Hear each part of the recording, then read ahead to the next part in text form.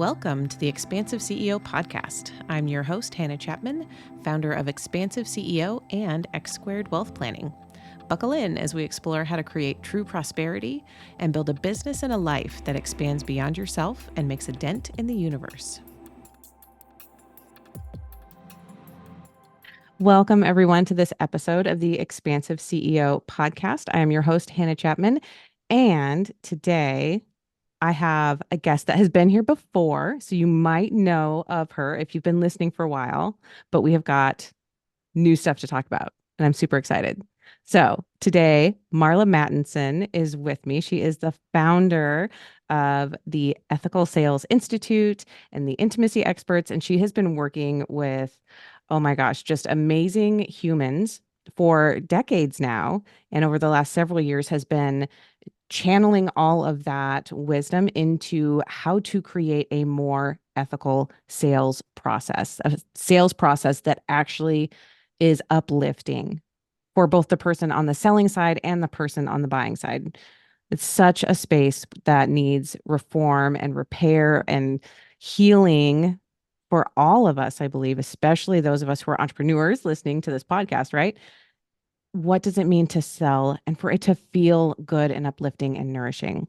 So, Marla, I am so incredibly grateful to have been in your field for the last several years now and to know you. And thank you for coming on the podcast again. And please tell us more about you and your background a little bit, just so you can remind people who you are. And then let's get into what does it mean to really honor and swim in the know of a sales conversation. All right. Well, thank you so much. I'm really stoked to be here. So my background is in mathematics and neuroscience. So I take a super logical approach to very emotional material.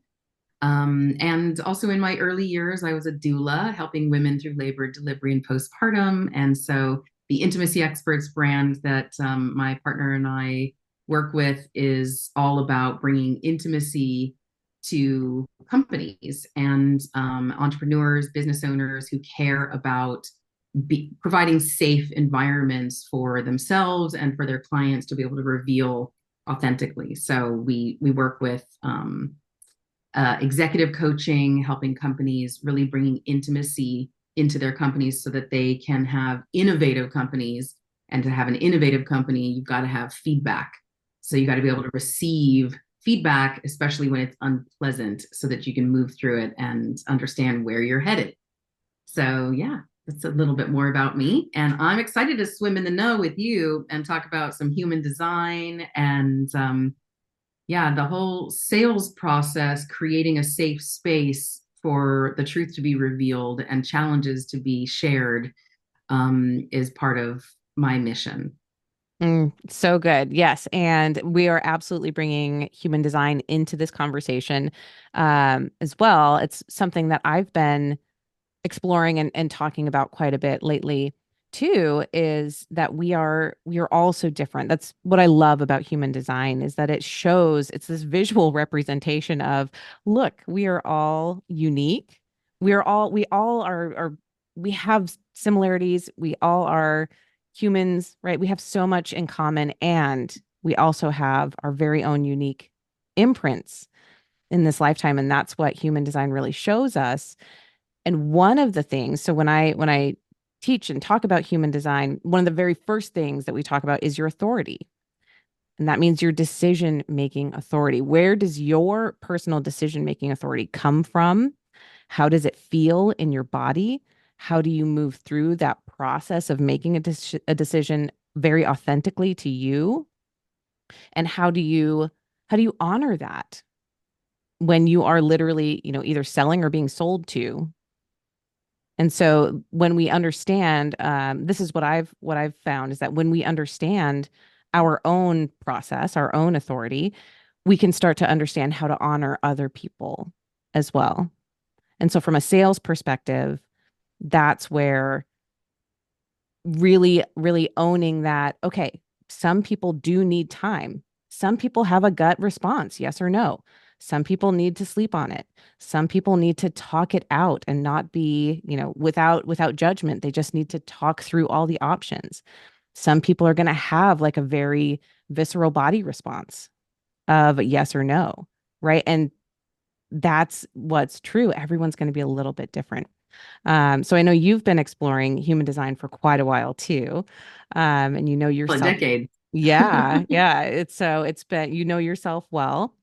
And we are similar, I think, because we're both sacral. We both have sacral authority, right? So sacral authority means you have very strong gut response of yes, leaning forward. Yeah, that sounds good. That feels good. I want to go towards that. I want to go to there. If you've ever seen 30 Rock, Liz Lemon, right? Yes. I want to go to there. Sacral, very sacral response. Or leaning back. No, nope, that feels bad. I'm leaning back. My body is literally like going away from that thing. And when that's your response, sometimes it can feel foreign to think someone else when they say, hey, I need a night to sleep on this, or I need a week to think about this. You might think that they're trying to ghost you. Yeah, get out of it. Yeah. Right. When actually they have what's called emotional authority and they need to go through a different process. They have to think about all the highs, think about all the lows, come back to neutral, and then make their decision. That's correct for them. So let's open it up a little bit more. Tell me like how what's coming up for you first in this conversation. Okay, great question. So as you're talking, I'm noticing that you have a certain lens you're already looking through. And I want the audience to have that same lens. And the lens you're already looking through is you don't drive to a yes in your sales conversations. Yes, that is correct. Right. And so I just want everybody to understand that um, from the Ethical Sales Institute and from our perspective, traditional sales drives to a yes. So everything from the beginning to the end of the conversation is all about getting to a yes. At the Mhm. Ethical Sales Institute, our focus is clarity. So we're driving to clarity. Is it a clear yes or a clear no? And so if we just get that foundation set first, that we're talking about choice, we're talking about is somebody a clear yes, a clear no, or a clear, I'm not sure yet. I don't know yet. And in that case, they need more time to consider it, or you need to have a different kind of conversation, or maybe they just need to be away from you to be able to be in their own energy in their own space and have a night or 20 nights to think about it. And it doesn't mean that they're going to say no. And it might mean that they say no. So, first of all, it's about being okay with a no and being okay with a yes. And with the Ethical Sales Institute, we celebrate both. So as soon as there's clarity, a clear choice from the salesperson or practitioner and from the client, potential client, when that clarity happens, that's the celebration of, oh, good, we got to a clear yes together. Amazing. Here are the next steps. Or cool, one of us is a no for this. So we're going to be a no, and that's great. And now maybe I'll refer you to a podcast or to a book or to another, practitioner.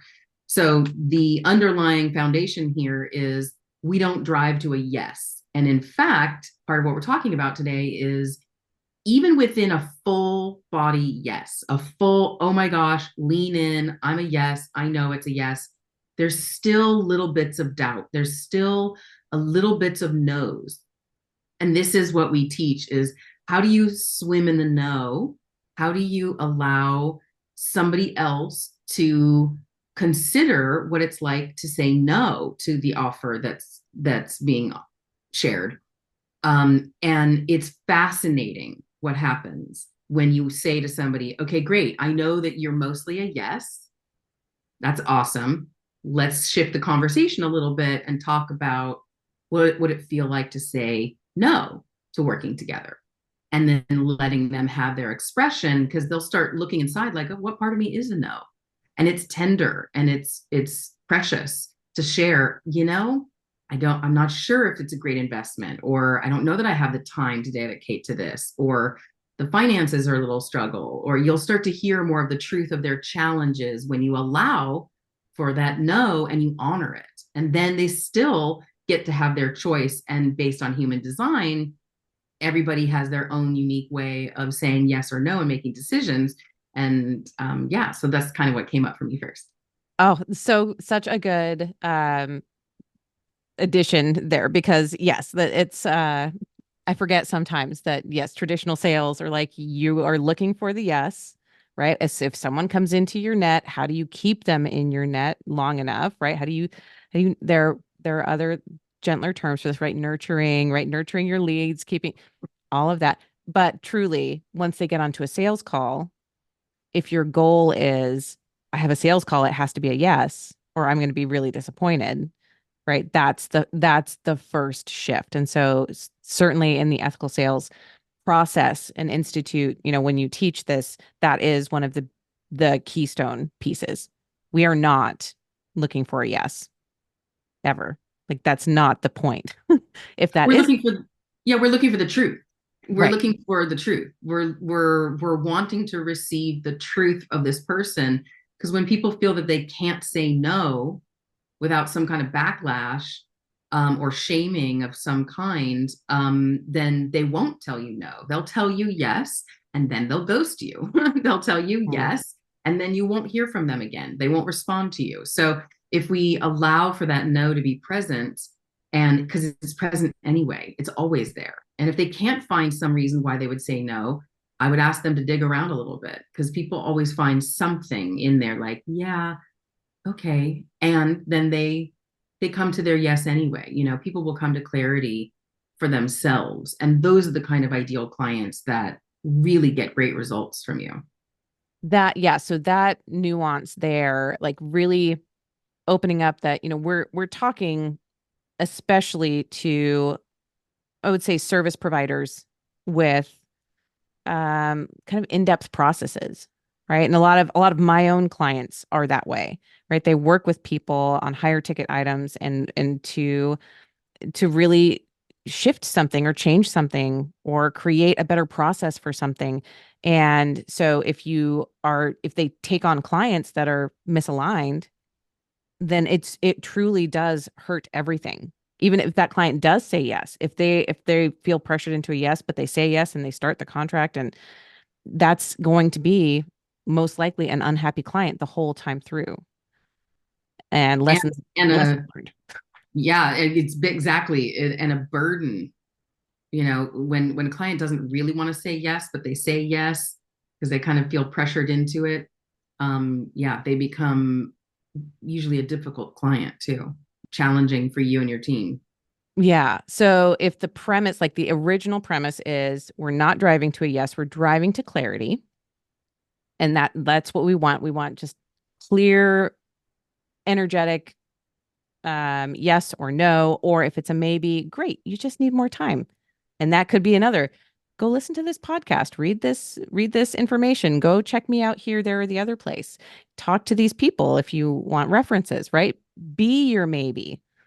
Love your maybe and just keep researching until you feel a stronger, yes or no, either way.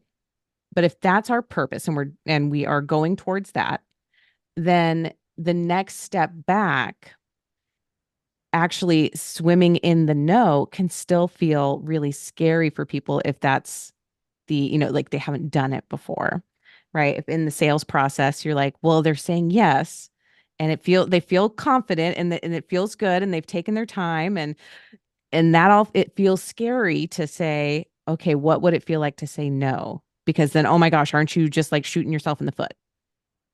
Okay, so that is this is a great spot here. So it takes courage Mhm. on the part of the salesperson, the practitioner who's selling, to pause long enough and really want the truth and ask for it.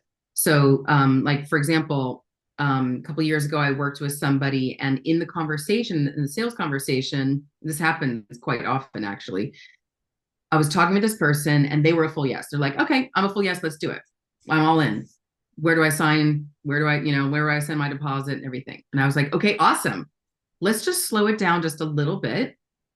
And let me ask you, what part of you is a no for this? What part of you doesn't want to say yes? Let's just play with it. And they said to me, well, I feel like I could do this on my own. I'm not sure that I do need you. Mhm. And I said, awesome. I agree. You don't. You could do this on your own. It would probably be more challenging. It would take longer, and you wouldn't have the guidance and expertise that I have to help focus you and guide you along this way. But yeah, you don't. You don't need to. This is a choice. This is a want. It's not a need. I don't tend to work with people who need to work with me.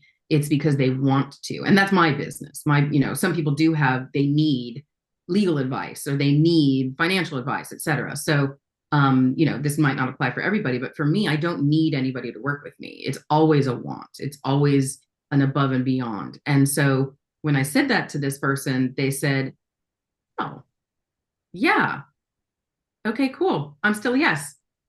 Yeah, I want to do it. I do want that. And so instead of that little doubt festering in our work, because it's so easy to say, okay, you said yes, here's the contract, here's the deposit link, go ahead, let's do this. And then we move forward. And then any little glitch in the fulfillment brings back that doubt Mm-hmm. of like, I could have done this on my own. Why did I invest this money? Why did I do this? And that doubt is toxic. That goes into the roots of the whole work together.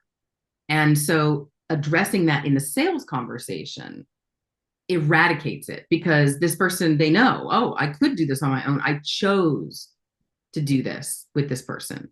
And so it brings in personal choice, responsibility, taking personal accountability for themselves. And so when you ask and you have the courage to ask about the no in the sales conversation, first of all, you're going against all the advice of traditional sales. Yep. Traditional sales says once you have the yes, shut up, don't say any other words, and get that contract out. Like that's how they're trying to rope you in or net you in. They're trying to get you into their program rather than actual choice, which is I want to be here. And so I'm consciously saying yes. I don't need to be pulled into this. I can walk on my own 2 feet across the 50% line of a yes. So to me, it's about honoring people and helping people to make good choices. And that leads into the human design discussion, because how do we help people make good choices for themselves, not just for us in our business, but also for them? Because when we help people make a good choice for themselves, it is a good choice for our business.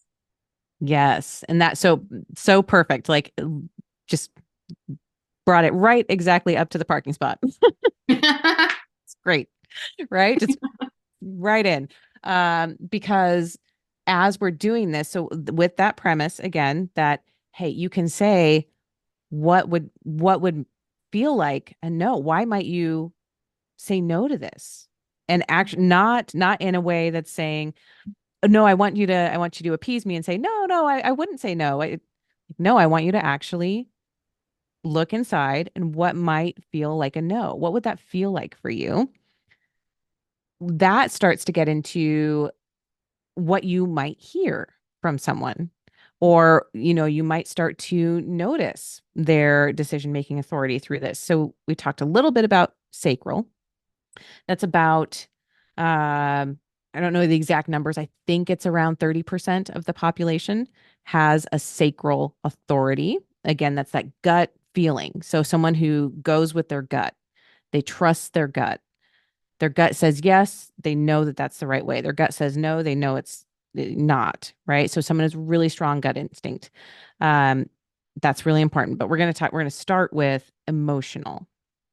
Emotional authority, I think, is the one that tends to get trampled on a lot in this sales process that drives to a yes, because the emotional authority in human design, the length of time can vary, but no matter what length of time, whether that's a couple hours or a night or a week, the emotional wave has to go through an up cycle. It needs to dream all the dreams, think about all the high side, be like, this could be so amazing. I'm going to learn all these things. It's going to help me with all of these things in my business.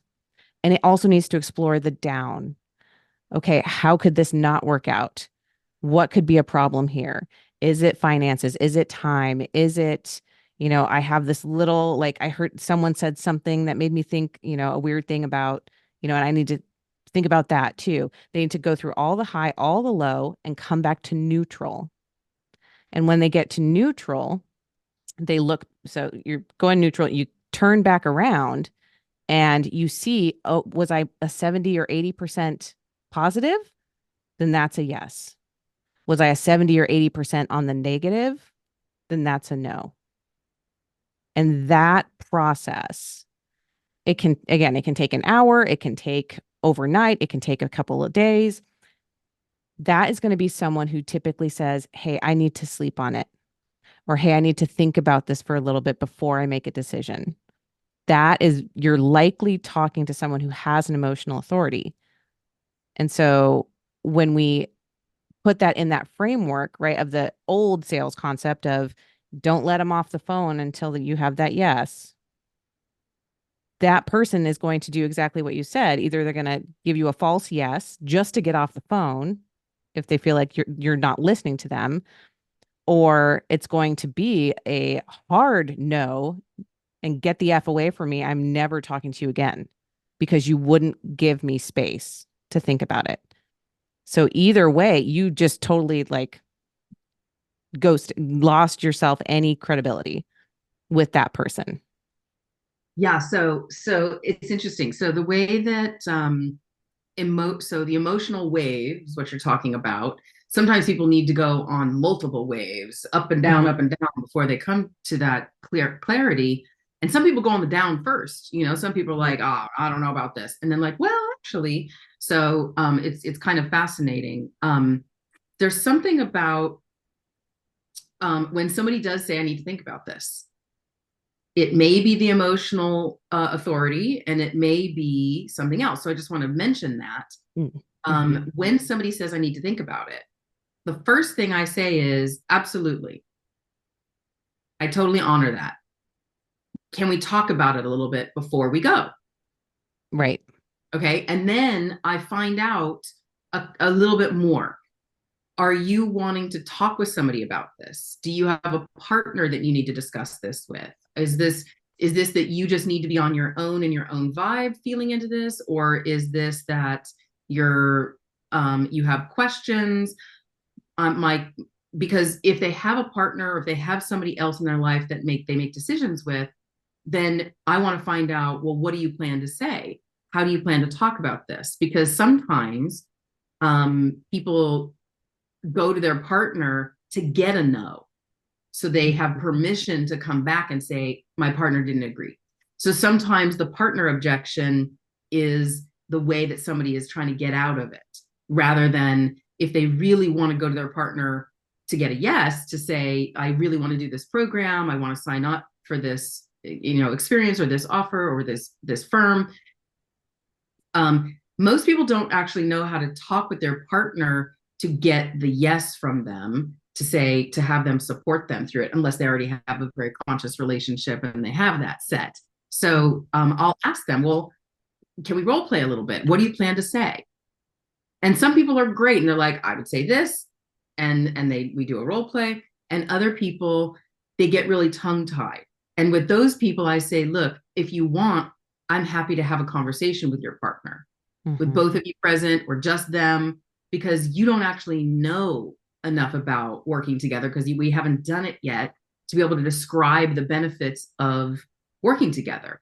So if you want me to take on that burden, I can teach you how to express that to your partner, to say, hey, I'm thinking about this, I really want to do it, and I'd like you to talk to her directly so that you understand why I want to do this, and the benefits of it. You can ask any question to her that you have. So I just wanted to bring that in, that sometimes in the sales conversation, somebody who needs time, it could be for an authority reason for human design, and it could also be a partner issue. So if, let's say, the partner issue aside, now I feel like we went through that. That's good. Yeah. And then we come back to the human design reasons why people sometimes, if they don't know that they have the emotional authority, they're just going off of like, I feel pressured right now and I need space. I just need to be on my own to think this through. And they don't even know that they have an emotional authority, Mm-hmm. right? But they don't make decisions instantly. or when they do, they regret those decisions. So Right. if you're listening to this and you're not sure, you haven't checked on your human design, definitely, go download and find your human design, find out if you're an emotional authority. But if you find that you are second guessing your decisions, or you get into confusion around decision making, you probably have an emotional authority. Mm-hmm.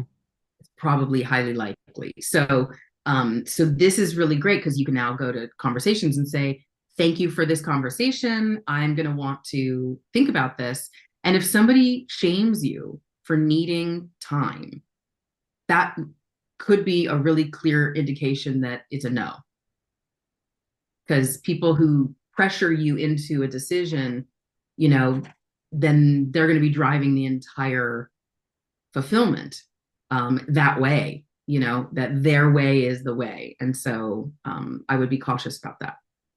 Yeah. So I love that. I love all of that fleshing out. And the what I think is really beautiful about asking are there any questions that are coming up that we could go through right now? Right. That's a gift to someone with emotional authority because that allows them, right? So I think part of the traditional sales process that has people with emotional authority wanting to step away is part of what you said. Like, I need some time away from you so I can think about this because I don't feel like I can actually say the things that I'm like worried about. I need to think about those. And so when we bring up well, what would it mean to say no? What would that feel like? What are the concerns that you have when you have an open, your hands are open, you're not grasping on to a yes. You are fully open to whatever their expression is. That helps them from an emotional authority, literally the down. It helps them contextualize their negativity. That's Right. based on your interaction. What is coming up that doesn't feel like a fit for you? And they can really say it out loud. Right. It's one of the things that surprisingly builds deep trust fast. Hmm. When you, like you said, I love that metaphor. You're not grasping, you're not holding the reins tight, that you're driving this thing to a yes. Your hands are open. You're like, I'm not sure either. Hey, if you're not 100% sure, let's swim around here. And you can start by saying, what are some of the reasons you want to do this? And that way they'll go into that and they'll say, oh, this sounds really good, that sounds great. And then you shift it and you go, well, let's look at the other side of it, just in a suchness. Not It doesn't have to be emotional even. It's just, oh, here's the suchness of the yes, here's the suchness of the no. And then things, when it's amazing how when you give somebody that kind of attention, where you ask about their no, what are your hesitations? What are your concerns about saying yes? What are some of the things that are having you hesitate, right? Share some of those. Oh my goodness, their hearts open. They feel like, oh, you really do care. You really do respect me. You really do take my needs into consideration. And that is part of the ethical sales philosophy of sell the way you serve. Hmm. Sell the way you serve. That means in the sales conversation, you're providing an experience of how your service fulfillment is, right? As you know. And when you do that, it creates congruency, integrity. People start to trust, oh, and then that's part of how you start building a great business reputation. When you treat people with really deep respect in that sales conversation, whether they say yes or no, you help them make a great decision for their life and the context of their life, not just because they're on the call with you, driving them to a yes, right? Yeah. So what that was making me feel was, honoring that all of the thoughts of why, what is causing you to hesitate? What are the pieces? What's coming up for you? And really giving space for that.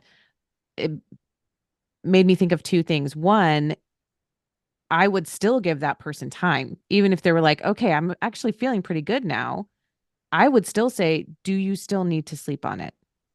Does that still feel supportive for you to take some time away in your own energy to think about this? And then we can come back together about it. And if that's the case, right, then they can go, then they have, again, they have context for their yes, they have context for their no, and they don't have any lingering questions for me as the practitioner about what it would be like to work with me. Now they literally get to go away and actually do like what feels right for me. And so when they come back, whether it's a yes or a no, it actually is a fully informed yes or no versus a partially informed, right? Yes or no. Or, and if they do, well, this is the other thing that I have experienced actually. If it's a no, but they felt fully supported through the entire thing and it just wasn't the right fit for them, they're like, you know what? This other person, like, definitely would be a great fit because just like you said, they felt so supported. They felt so um, heard and seen. And they know if they recommend you to this other person, you're going to do the same thing. It's not going Right. to be like, I feel like I'm like feeding you to a shark. Right. Again, trust is built. And if you really care about trust in your business, this is a really, it's kind of interesting. If you really care about building trust in your business and being a trusted source, then you start practicing this. You talk about the hesitations, the doubts, the no's, and you get a reputation for being a place that's trustworthy.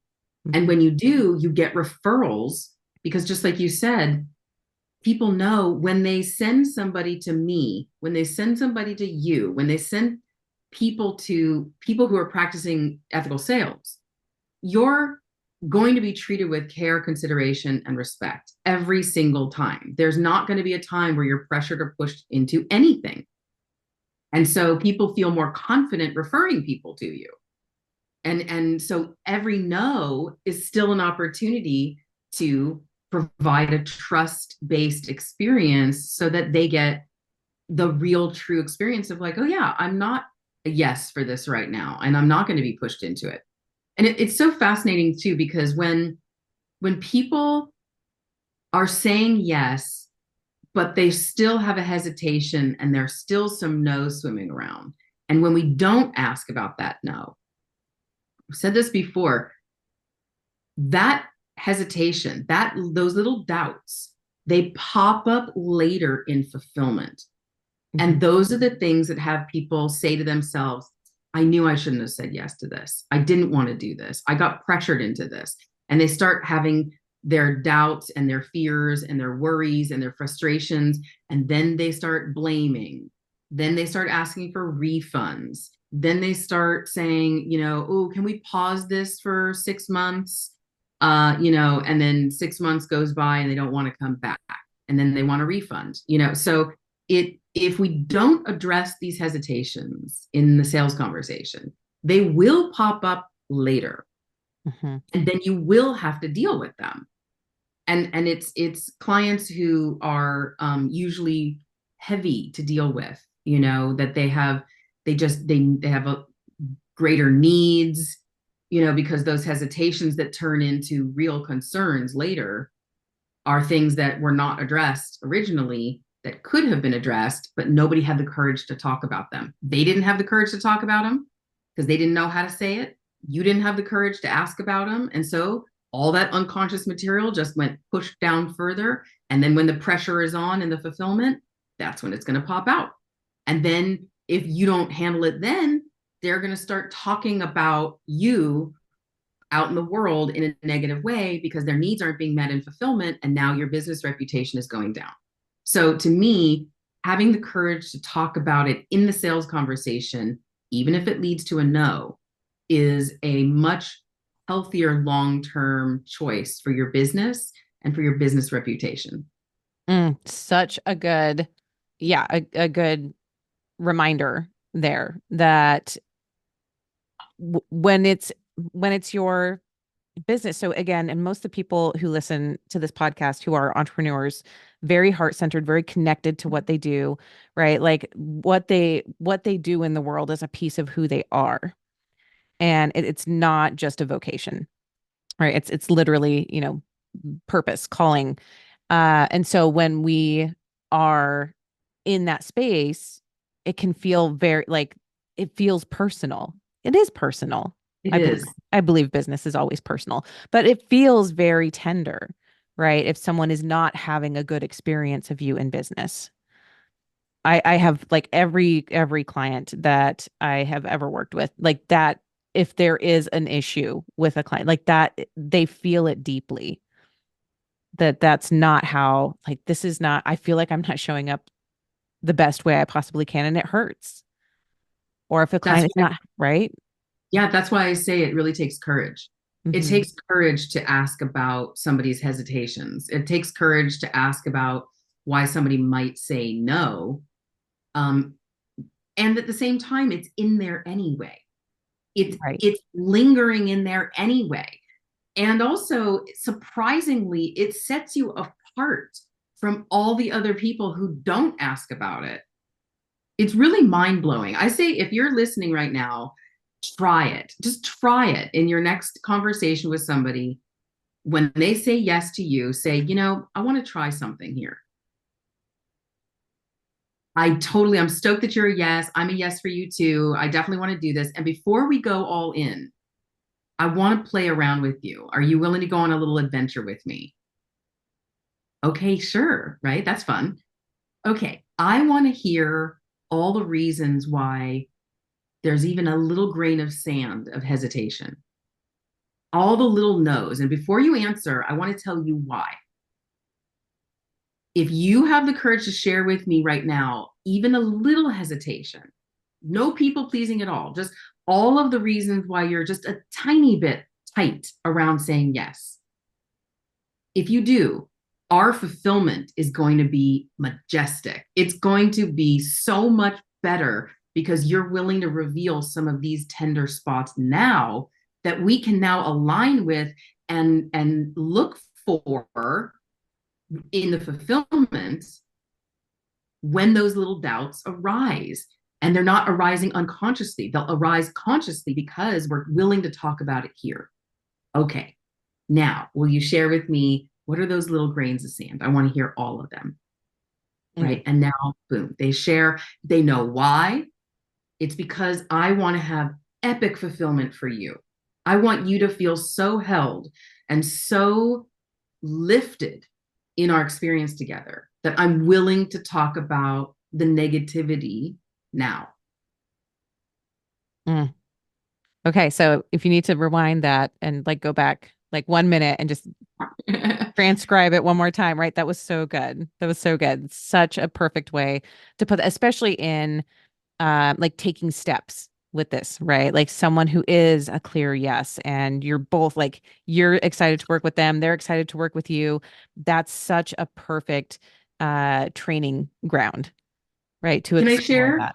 Yeah. how that came to me? This so over years, many years working, I worked with this one person many years ago who, when she wanted to work together, she was already gung ho. She was friends with one of my clients who was getting great results with me. She came into the conversation. She's like, "I'm a yes. I'm already a yes." And I'm like, "Okay, awesome. Well, let's just talk about it." And I tried so hard to poke around and find some kind of no's. She wouldn't share any with me. She's like, "I don't have any. That's all a yes." Well, I'll tell you later in the fulfillment, what I didn't know was she was in a very toxic relationship. And it became a problem. She didn't share anything about that in the sales conversation. And from that experience, I actually ended the contract with her because I wasn't willing to separate business from relationship and help her only with business. And the relationship was so toxic and dangerous Mm. that I was just a complete no. I was not willing to just separate and help her with that. I help holistically. And so it was a red flag. I knew it was a red flag. And I was so excited to work with her. I said yes. And I got the lessons of saying yes when somebody can't even find one grain of sand of why they would hesitate. And Mm. to me now, that's a huge red flag. If you can't find even one grain of sand, then you're polarized into a yes. And that is not accurate. There's always little bits, little grains of sand of hesitation, doubt, etc. If we're willing to actually go there. So I share that story because it was a big lesson for me in listening to my intuition and not allowing somebody into my field who was actually kind of living in a fantasy world, and I kind of knew it, but I didn't know how to really poke around and say, you've got to find something. Hmm. You've got to find something. Otherwise, it's Yeah. Pollyanna world. And it's the Right. world, you're going to solve all my problems and like that. And so I really, really encourage everybody to play with this and try it and go against the grain, because traditional sales of pressure and pushing and driving to a yes are telling us you're going to mess it up if you talk about anything about the no. You're not going to mess it up. You're going to build trust. You're going to build a sense of safety for the person, that their real true stuff can be shared and that their negativity is valued also. Their fears and concerns and doubts are valued. And you're not going to drive from there, but you're going to be aware of those things Hmm. so that in the fulfillment, you can navigate those things together. Yes. And so what I want to first of all, thank you for sharing that story. I think many of us have stories of someone who was like that, like the gung ho, like either the full yes, like I've seen you before and all of that, and stories of people who were almost a desperate yes. Like, oh, I need this. Like, let's go, let's go, let's go. Right. And then that also, like, move, let's slow it down, Go down. pump the brakes. Let's talk about this a little bit more. Right. There, like, God, we could go on forever. I think there's like definitely more nuance there as well. I wanted to mention a couple of the other really like common authorities and how supporting the no, or asking about their no, can also help that. So on the sacral side, again, so emotional is almost 50% of the population. So it's the most of all of the authorities. That's the one with the most in the bucket. So that's very, very common. So that's why we spent quite a bit of time there. The next most common is the sacral response, which is that gut yes or no. And so if you're in a sales conversation with someone who has a sacral authority, and you can maybe kind of judge that by like asking them, when have you made a decision that turned out like perfectly, where everything was great, where like, what did you feel when you made that decision? What did you feel when you made a decision that didn't turn out perfectly? And they might tell you, oh, like I just knew in my gut. Or I knew that I had a feeling that it was not going to be good, but I said yes anyway, and it turned out bad. Right. You might get those kind of stories, and that might give you an idea that this person has a sacral authority. Yeah, Can I go say ahead. something about the sacral authority really Of quick? course. Um, so it's the mm-mm, or like you're in the middle, you don't know. And so to me, it's kind of like, instead of the binary, it's like that spectrum Hmm. of how much of you is a yes, like, I'm really leaning in here. Okay, great. And like you said, this is why it's helpful to ask, oh, what part of you is a no? That the, hmm, it's intriguing, it's interesting, right? And that's kind of like they're in the middle of the road leaning towards a yes. And if we push them into a yes, they'll push back because it doesn't feel good, because they already, sacral authority people don't need anybody else to tell them what's a yes or what's a no. Hmm. That's right. Right? You and I are both sacral authority. We will rebel, push back, especially if you are not people pleasing anymore in your life. And you're like, I only do what I want to do now. So if you try to push me into a yes, you're going to get the exact Yep. opposite effect. Immediate Okay. no, no, thank you.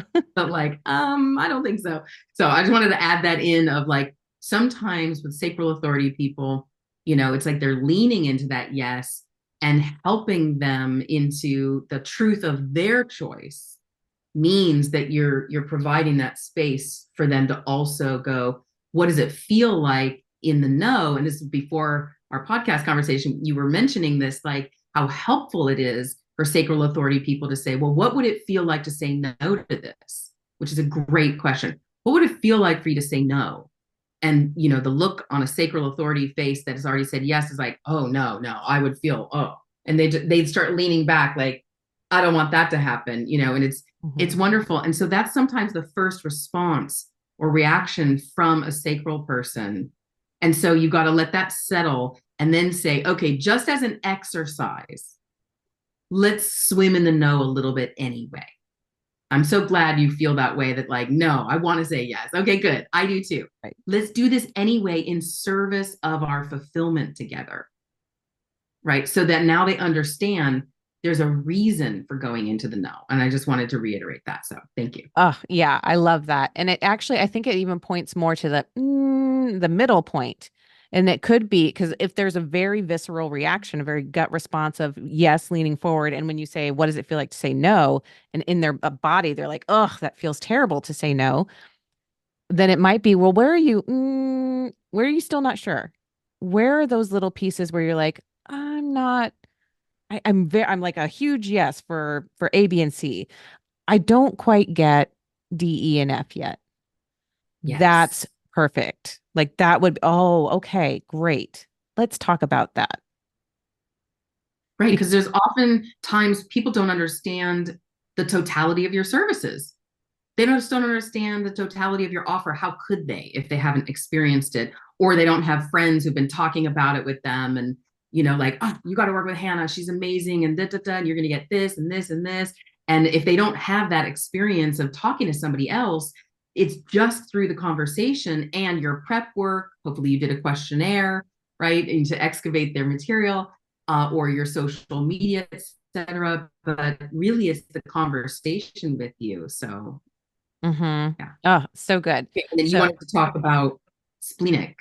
yes, so there are quite a few authorities, but there are a couple other that are more common.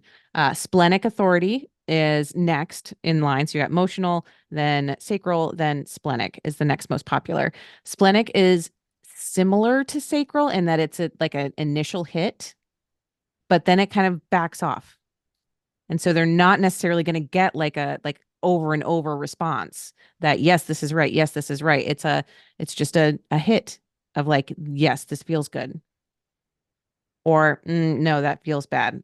I don't know why. Or I feel a little bit of dread, or I feel, like it's a very feeling based for a lot of people who are splenic authority. And it's that one hit. And so if they then go up to their mind and try to rationalize into or out of it, that's what can lead to incorrect decisions for a splenic Mhm. authority. So what Yeah. do you, So it would be interesting, if you know the person's human design, and this is kind of interesting, you could ask for people to send you a snapshot of their human design chart. Um, if you wanted to use this in your actual sales conversations, and if somebody is splenic, then you can ask, do you have a kind of a whisper of a knowing Mhm. about working together? Is there like a little tap at the door of one way or another? Because for splenic authorities, you know, like you said, it's not big, huge bells and whistles. Yeah, I'm all in. It's subtle. It's just a little bit more internal. And unless they're asked about it, they don't really share it. Mhm. That's what I found with splenic authorities. Yeah. Yeah, that is a really good point. That yeah, they tend to yeah, just keep it to themselves. Um and not yeah, it's a quieter response. Like a feather. Mhm. And so when you are exploring the no for them, it's giving them a chance, actually. It's giving them a chance to feel, oh, is something coming up here where they might not have, again, like we've been saying, they might not have explored that on their own. And then when you come to the fulfillment side, then they're like, oh, this is not, now it feels bad. And now I know that this something feels wrong or something feels off, but they didn't know in the initial sales conversation. And so I think that for splenic authority, I feel like is one of the most sensitive in that way. Um, and it really like still hyper benefits from both of these sides, right? Giving them that chance to feel into it could, because it could be, it's not that they're never going to get like, here's your one decision. You get one chance at feeling your intuition at it, right? When you add more questions or you add another, okay, this is how the, we'll use my work as an example, right? The initial process, we have these 5 meetings and it goes, we do this and then this part. Each piece gives them a chance to feel something. And so it's not that like I have, are you going to work with me or not? That's your one decision. That's your one intuition point. That's not it. We're giving them more opportunities to feel it. What do you think about that? Well, which part? The giving with the splenic authority, especially like giving them more chances or more opportunity of being able to feel their response when you explore the yes and the no. Yeah, well, I mean, I think that for a splenic authority, um, every chance you can ask them, do you have a hit on that? What's your initial reaction to that?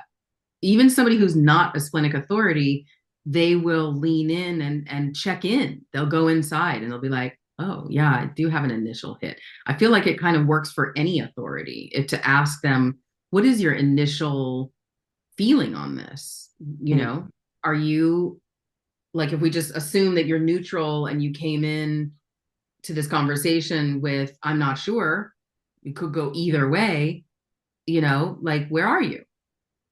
Are you leaning this way? Are you leaning that way? I mean, even just asking that is helpful, because if somebody's like, I'm leaning towards a no because of finances, because of time, because my partner's not on board, um, because I'm concerned about, am I really going to do the work?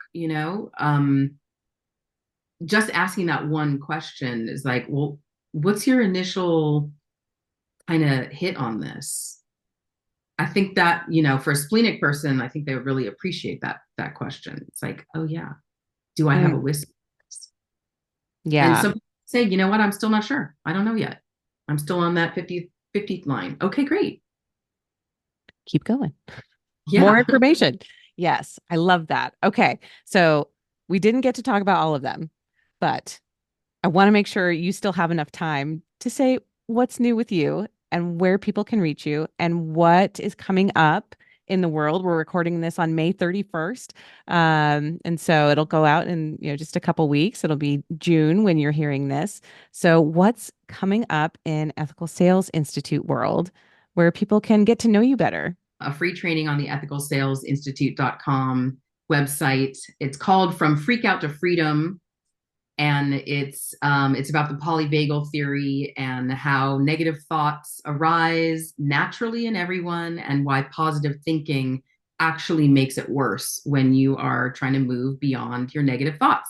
So if you want to learn how to navigate and work with and actually mobilize yourself instead of immobilizing yourself with your negative thoughts, it's a great training. Free training. You don't even have to opt in. You can watch the whole free training. We do have a PDF that if you want, you can opt in for the PDF, the companion PDF. So those are two big things that are happening. And yeah, very excited. And yeah, probably that's all I would share right now. All right. Well, that is perfect timing, right? Because you'll probably have some information on the website, which will be in the show notes that we will link for everyone. Everything you're building out the Ethical Sales Institute website so beautifully. There's so much material there now, and will be even more right? Yeah. As you continue to like build out even more blog posts and different things like that on the website. I know that's coming. So yeah, tons of resources there for people to check and see what's new and what's coming and all of that. So I'm super excited about that. And thank you, Marla, so much for having this conversation with me. It's so fun to talk about one, sales, two, hearts, like love, sales with love, and three, human design all together with you. So thank you for being here. I appreciate you so much. Thank you so much, Hannah. We will see you all next time. Thank you for listening. If you have any questions, you are always free to send them to me at hannah@expansiveceo.com. If you have more questions for Marla, her information will be in the show notes as well. So we would love to hear from you. That's it for this episode. Thanks for listening, and be sure to like and subscribe. And again, if anything resonated with you from this episode, I would love to hear from you.